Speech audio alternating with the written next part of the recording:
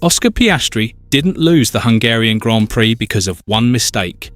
He lost it because 3 separate failures collided within just a few laps, and television cameras barely showed the most important one. A controversial blue flag incident, a split-second McLaren strategy decision, and a gearbox failure combined to destroy what should have been a certain victory. But the FIA's newly released evidence has exposed a far more uncomfortable truth. Oscar Piastri arrived in Hungary, already carrying the weight of a brutal 2026 campaign. Mechanical failures in Melbourne and China had wrecked his momentum, while McLaren's delayed development program left both drivers chasing Mercedes and Ferrari for much of the season.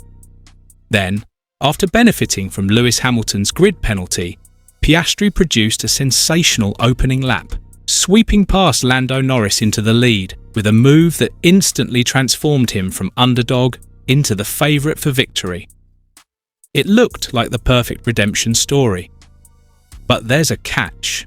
What the teams aren't telling us is that the decisive moment wasn't actually the collision with Carlos Sainz. It was everything happening around it. Hidden radio messages, McLaren's strict pit stop protocol, FIA telemetry, and an overlooked explanation from the stewards reveal that the race was already turning into a political minefield long before Piastri exploded over team radio. So was this simply terrible luck? Or did one chain of decisions quietly hand victory to Norris before anyone realised it? Before we move on, make sure to smash that like button and hit subscribe so you never miss out on any of our latest videos. Because once we break down the FIA telemetry, McLaren's hidden strategy calls, and the evidence the TV broadcast completely missed, this Hungarian Grand Prix story becomes even more unbelievable. The first thing almost everyone focused on after the race was Oscar Piastri's furious outburst. His radio message instantly became the headline. Is he stupid or what? Get out of the way, you idiot! It was raw, emotional, and completely unfiltered. But if you only watch that clip, you miss the bigger picture. That radio transmission was the explosion, not the bomb.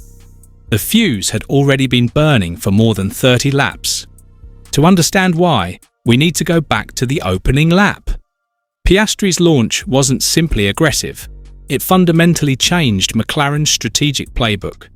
Starting third after Lewis Hamilton's post-qualifying penalty, he attacked Turn 1 with commitment, positioned his car perfectly through Turn 2, and forced Lando Norris into the dusty outside line.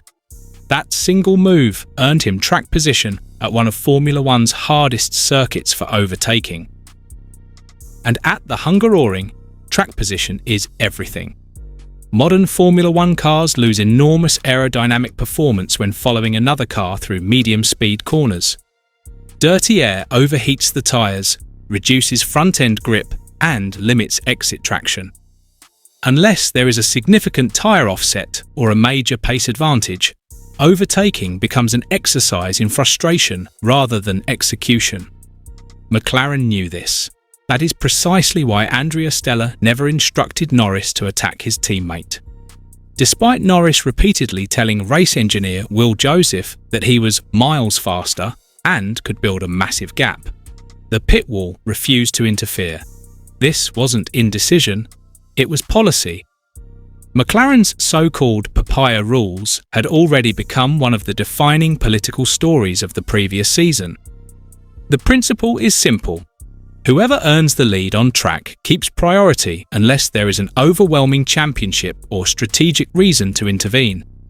Piastri had earned that lead fairly. That mattered. It meant the first strategic weapon, the undercut, belonged to him. Then another threat appeared. Not from Norris, from Lewis Hamilton. Ferrari had already committed to an earlier stop, creating exactly the scenario every strategist fears. Fresh tyres against an ageing race leader. Even though Hamilton wasn't directly fighting for victory at that moment, his pace created a dangerous undercut window. McLaren's response was immediate. Pit Piastri first. Notice what this tells us. The team wasn't choosing between Piastri and Norris. They were choosing between protecting first place or risking losing both cars to Ferrari. Andrea Stella later confirmed exactly that. Once Hamilton reached the critical undercut range, McLaren believed the race leader deserved protection. Strategically, it was the obvious decision. Technically, it was also correct. The numbers supported it. When Piastri entered the pits, he rejoined still ahead, preserving the race lead by several seconds. On paper, the strategy had worked perfectly, except Formula One races are never won on paper. They're won in traffic, and traffic is where everything began to unravel. Unlike simulation software, real races contain unpredictable variables. Slower cars fighting their own battles don't simply disappear because the leaders arrive behind them. That became the hidden trap. Ahead of Piastri sat Carlos Sainz, locked in an intense fight with Fernando Alonso. Williams wasn't racing McLaren. Williams was trying to salvage an almost disastrous afternoon near the back of the field. From Sainz's cockpit, the priority wasn't letting Piastri through. It was defending his own position. Normally, blue flags solve that problem. Except this time, they didn't. The FIA's post-race investigation revealed something most television viewers never heard. The stewards examined onboard cameras, telemetry, team radio, and video evidence before reaching a very unusual conclusion. Yes, Sainz was entirely responsible for causing the collision, but they deliberately reduced the penalty from the standard 10 seconds to just 5. That decision confused thousands of fans. Until the explanation arrived, the FIA stated that although Williams had informed Sainz about approaching blue flags, Piastri wasn't actually visible from the Spaniard's seating position during the critical moment before contact. Because of the circuit angle, mirror positioning, and the battle with Alonso, the Australian disappeared into what drivers call the blind spot. That single sentence changes the narrative. It doesn't absolve Sainz, but it explains why the punishment was lighter than expected. The FIA effectively argued that Sainz made the wrong decision under compromised visibility, rather than intentionally ignoring a faster car. Politically, however, that explanation satisfied almost nobody. From McLaren's perspective, blue flags exist precisely to prevent this scenario. From Piastri's perspective, the excuse was irrelevant. The race leader had been delayed by a lapped car. That should never happen, and that's why his anger wasn't simply emotional. It was rooted in competitive reality. Because while Piastri lost seconds navigating the compromised Williams, Norris suddenly found exactly what every racing driver dreams about: clear air. That changed everything. Clear air is one of the most misunderstood advantages in modern Formula One. Fans often assume a driver suddenly becoming half a second faster must mean they found extra grip or switched to a more aggressive engine mode. In reality, the biggest performance gain can come simply from escaping turbulent air. Once Norris inherited clean track ahead, the MCL40 immediately behaved the way McLaren's engineers had designed it to. Andrea Stella later revealed that Norris was finding roughly half a second per lap after being released into open air. Half a second? That is an enormous margin in Formula One. Suddenly, Norris wasn't merely matching Piastri, he was disappearing. Look carefully at the sequence. Piastri loses crucial seconds behind Sainz. Norris stays out a few laps longer. His tyres remain within the operating window. He pushes flat out in clean air. The overcut works. That combination, not one individual incident, is what won the Hungarian Grand Prix. This is where Piastri's sarcastic radio message suddenly makes complete sense. Nice of you guys to factor that one in.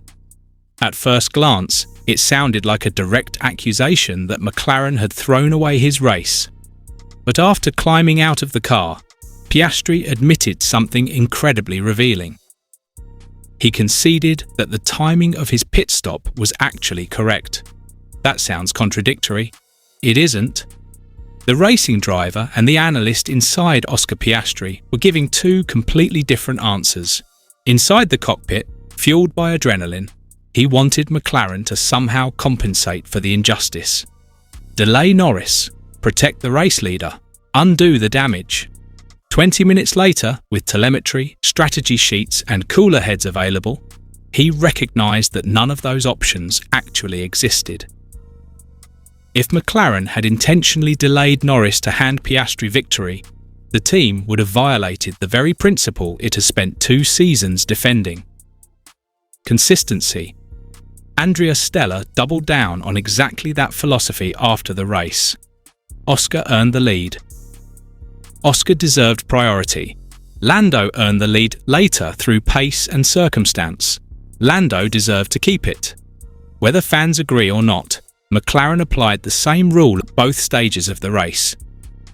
That is politically important because McLaren has spent the last 2 years trying to erase accusations that one driver receives preferential treatment. One inconsistent decision in Hungary would have destroyed that credibility overnight. Instead, Stella accepted the criticism. He defended the process, not the outcome, and that distinction matters. Now compare McLaren's approach with Mercedes. Mercedes has built much of its 2026 success around ruthless operational efficiency. When Kimi Antonelli or George Russell receive a strategy call, hesitation is almost non-existent. Every decision is calculated around maximising championship points. McLaren, meanwhile, is trying to balance 2 objectives that naturally conflict. Win races. Treat both drivers equally. That sounds admirable. It is also incredibly difficult, because Formula One is rarely fair.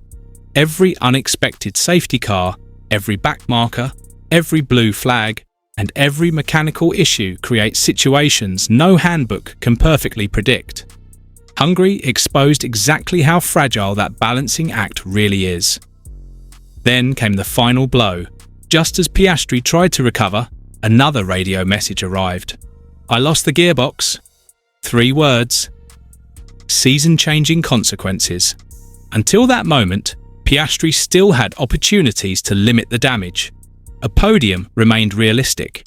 Valuable championship points were still available. The gearbox failure erased all of them.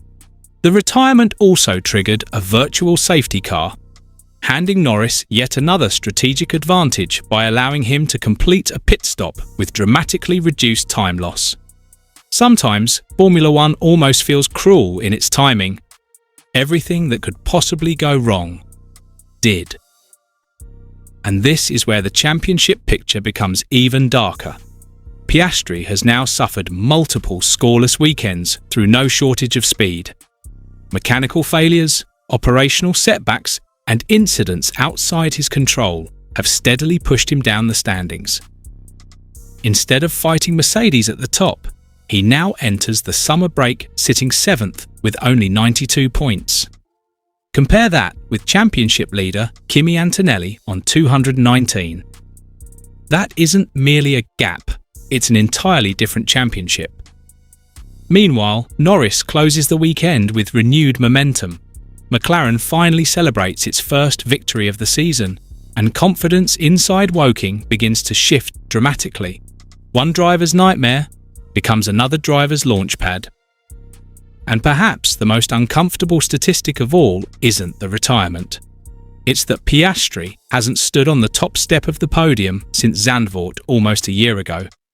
Despite repeatedly showing race-winning pace whenever circumstances allow, speed has never been the question. Execution, and increasingly fortune, has. So was Hungary simply a perfect storm of bad luck? Or did it expose just how razor-thin McLaren's fairness philosophy really is when a championship hangs in the balance? And with the FIA now revealing why Carlos Sainz escaped the standard penalty, has this controversy truly been settled? Or has it only created even bigger questions? Let us know your thoughts in the comments, and don't forget to subscribe for more in-depth F1 investigations.